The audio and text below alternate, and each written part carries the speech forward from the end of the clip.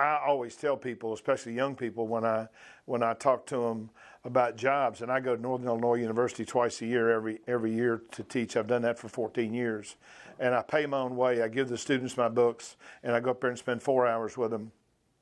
And I tell them, don't look for a job, look for a boss.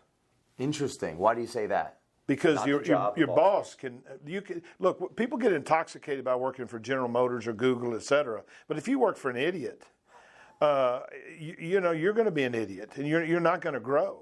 And I said, and frankly, what you ought to figure out is what are the questions that you ask your boss in order to find out whether he or she is the boss that you want. So you're interviewing them. You damn right you are. If you want the right opportunity. Now me, I was an idiot. Okay. My roommate calls me and said, after I had gotten rejected from graduate school at Northeast Louisiana University, which is a great school, but it ain't that hard to get into. And so I had not done. You applied. I applied, and I was going to be a quarterback coach. And then I thought my college coaching career would be I'd be the next Nick Saban.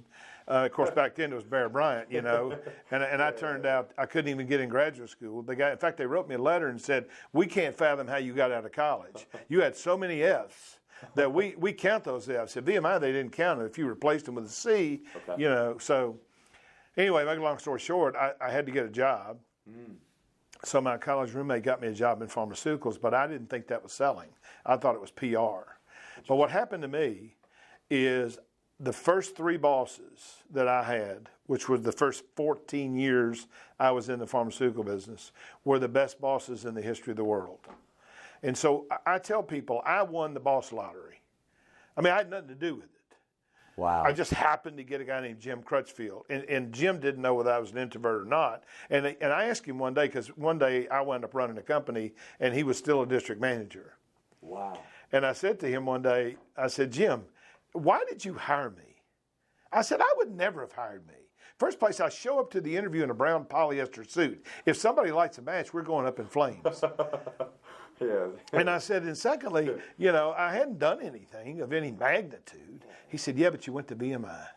He said, "You were smart, you were easy to talk to, and you went to VMI. And if you went to VMI, then you can probably do anything." Wow. Now, this is one of the reasons why I have been a huge donor to VMI for the last 15 years, is because VMI credentialed me when I had no credentials. They built you from scratch? Well, just the fact that I went to VMI gave him the reason to hire me. So I had no credentials. They have such a strong My brand. resume looked like crap. But the fact that I'd gone through VMI was for him all of the evidence he needed that I would be successful.